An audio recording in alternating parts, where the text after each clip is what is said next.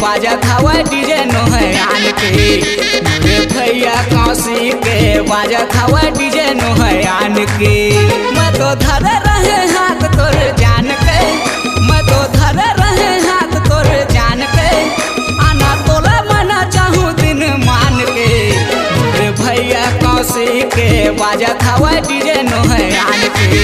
मोरे भैया कौसी के बाजत हवा डीजे नोहयान के।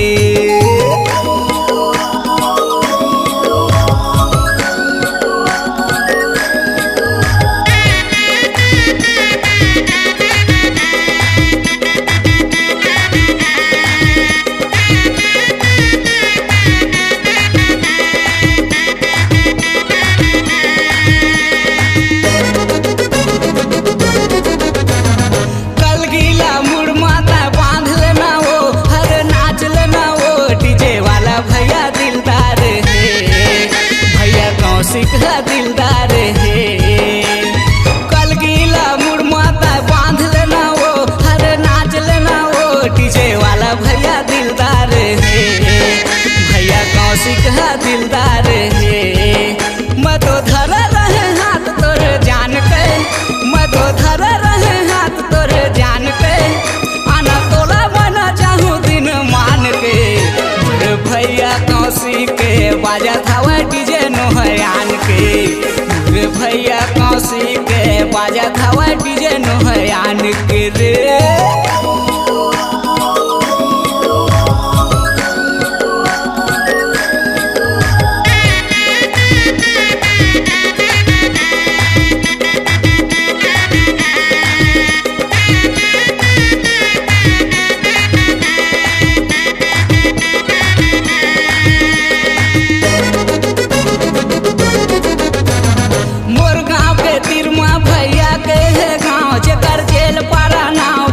कौशिक है दिलदार है, भैया कौशिक है दिलदार है। मोर गाँव के तिरमा भैया के है गाँव जेकर जेल पारा नाव। भैया कौशिक है दिलदार है, भैया कौशिक है दिलदार है। मैं तो धर रहे हाथ तोर जान के, मैं तो धर रहे हाथ तोर जान के। आना तोला मना चाहूँ दिन मान के। भैया कौसी के बाजत हवा डीजे नोहयान के। मोरे भैया कौसी के बाजत हवा डीजे नोहयान के। मैं तो धर रहे हाथ तोर जान के, मैं तो धर रहे हाथ तोर जान के। आना तोला मना चाहूँ दिन मान के। मोरे भैया कौसी के बाजत हवा डीजे नोहयान के। मोरे भैया कौसी के बाजत हवा डीजे नोहयान के। मोरे भैया कौसी के बाजत हवा डीजे नोहयान के। मोरे भैया कौसी के बाजत हवा डीजे नोहयान के।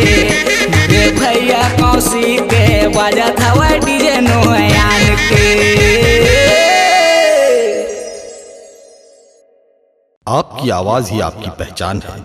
यदि आप अपनी आवाज को एक नया आयाम देना चाहते हैं तो चले आइए मल्टी ट्रैक डिजिटल रिकॉर्डिंग के लिए AVM audio video studio Khamtarai Raipur. Mobile number 9301523929 और 7869646201। यदि आप नए एवं पुराने गीत सुनना चाहते हैं तो avmgana.com में जाकर गाना फ्री डाउनलोड करें और YouTube चैनल में AVM गाना और के कैसेट्स को सब्सक्राइब करें।